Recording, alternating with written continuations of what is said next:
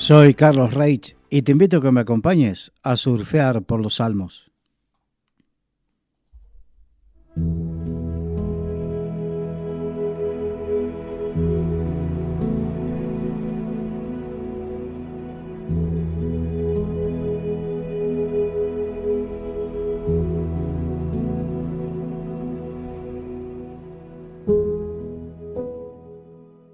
En el programa anterior hemos comenzado a estudiar el Salmo 53, un salmo de meditación, un salmo escrito por el rey David, donde habla precisamente de la necedad, que la necedad significa ignorancia, falta de conocimiento, la necedad de negar a Dios.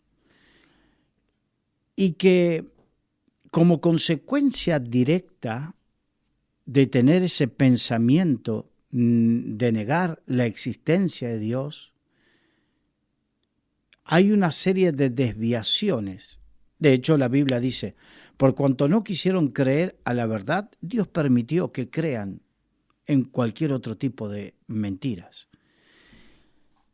Y en el versículo 3 sigue diciendo el rey David, cuando uno se había vuelto atrás, todos se habían corrompido.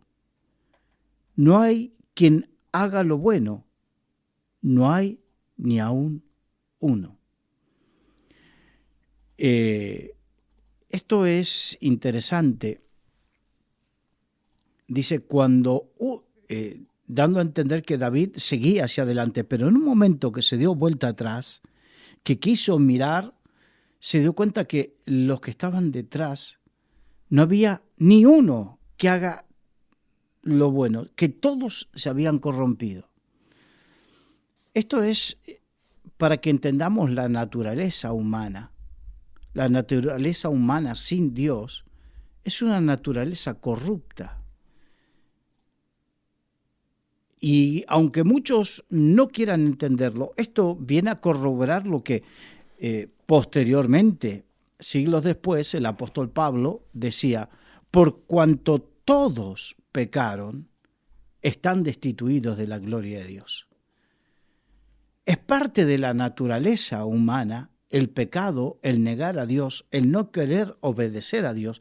Por lo tanto, como consecuencia directa, uno vive en ese pecado. Y el pecado embrutece. El pecado hace vivir como bestias. Dice que no había ni uno. Hay quienes dicen, no, pero yo no he hecho nada malo, porque quizás consideramos solamente pecado determinadas cosas. Pero cuando vamos a la palabra de Dios y nos damos cuenta de la naturaleza que Dios había puesto, la perfección que Dios había puesto, porque Dios había creado al hombre a su imagen y semejanza, o sea, con esa perfección. No había malos pensamientos, no había malos deseos, no había engaño, no había mentira. Fijémonos que a partir del pecado es donde se descubren Adán y Eva desnudos.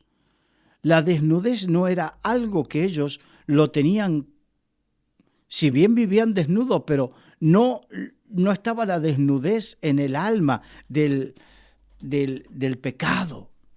No estaba se escondieron de Dios. Eso es lo que produce estar lejos de Dios. Esconderse de Dios y como consecuencia vivir lejos de Dios. Y ahí habla de todos, no de algunos. De todos. Por eso todos necesitamos reconocer al Señor Jesús, entregar nuestras vidas.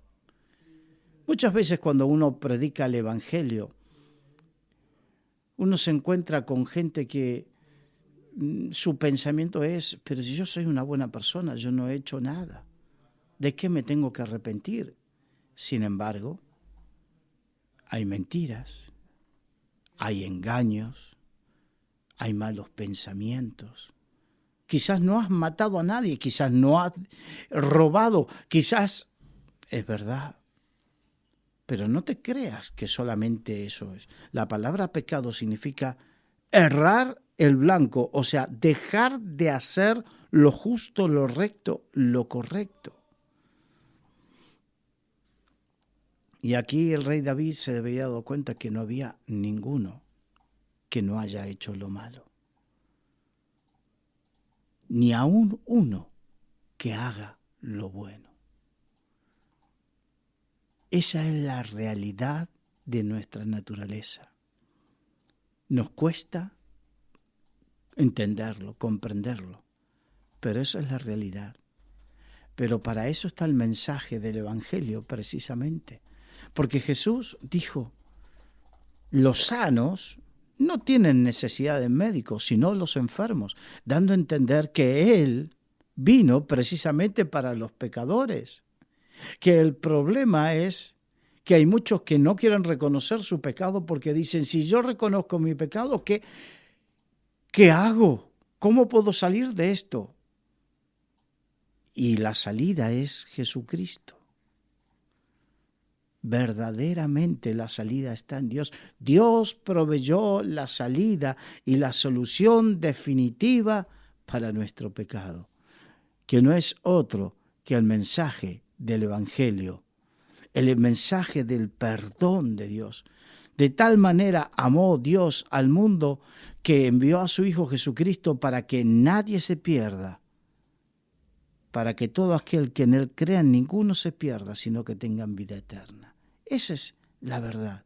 Es que Dios vio la perdición, la condición del ser humano, tu condición y la mía. Y por eso envió a Jesús a pagar por esa deuda de nuestras vidas.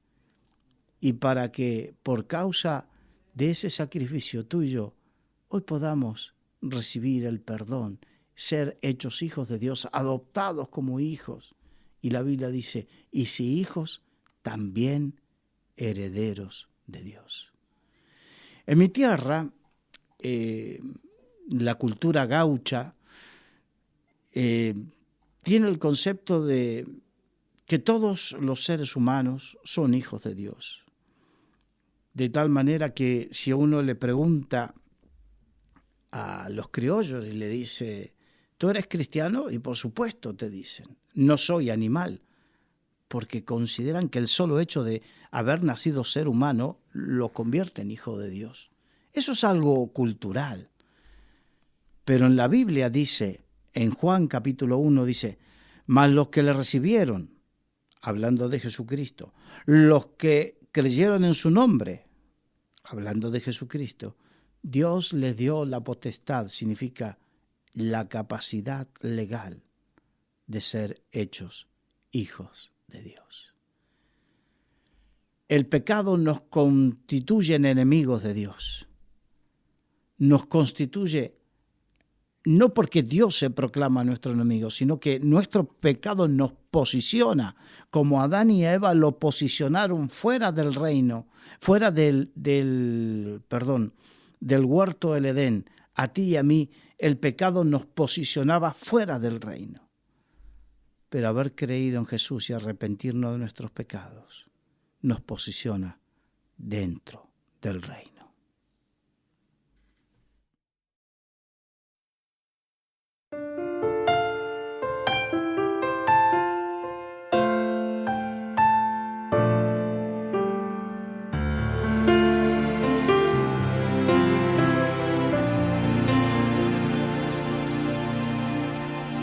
Tiene forma de ti el vacío que hay en mí.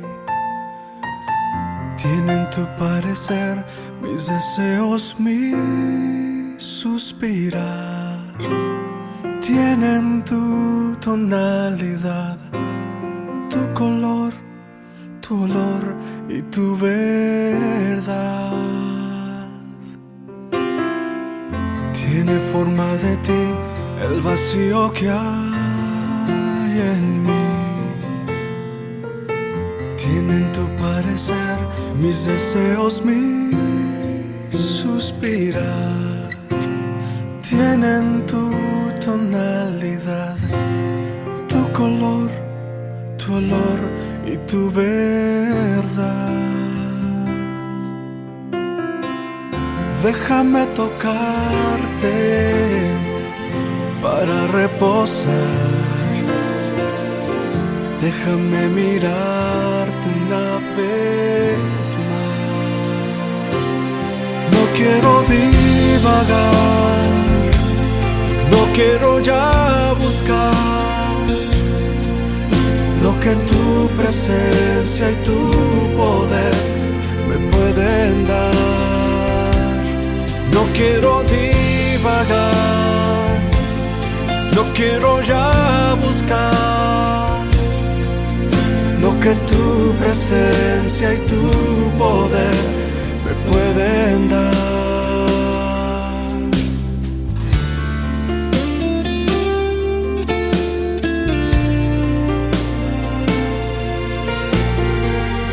Nadie pudo cambiar el hastío y la soledad. Nadie pudo llenar de sentido mi caminar. Solo en ti pude encontrar la razón de ser y de cantar. Déjame tocarte para reposar. Déjame mirarte una vez más. No quiero divagar, no quiero ya buscar lo que tu presencia y tu poder me pueden dar. No quiero divagar, no quiero ya buscar lo que tu presencia y tu poder me pueden dar.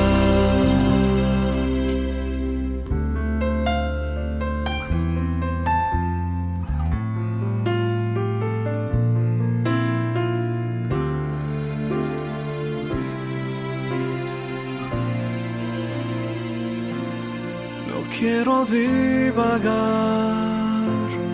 no quiero ya buscar lo que tu presencia y tu poder me pueden dar. Tiene forma de ti el vacío que hay en mí.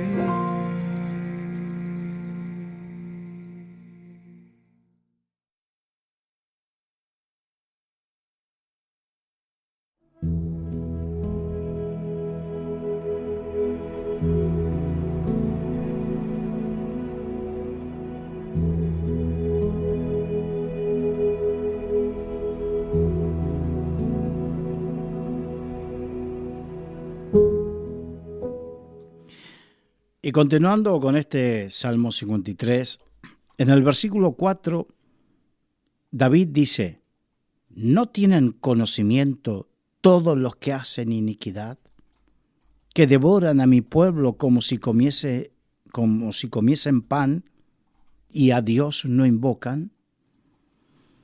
Aquí David se pregunta si no hay conocimiento, si no hay entendimiento, si no se dan cuenta todos los que hacen iniquidad.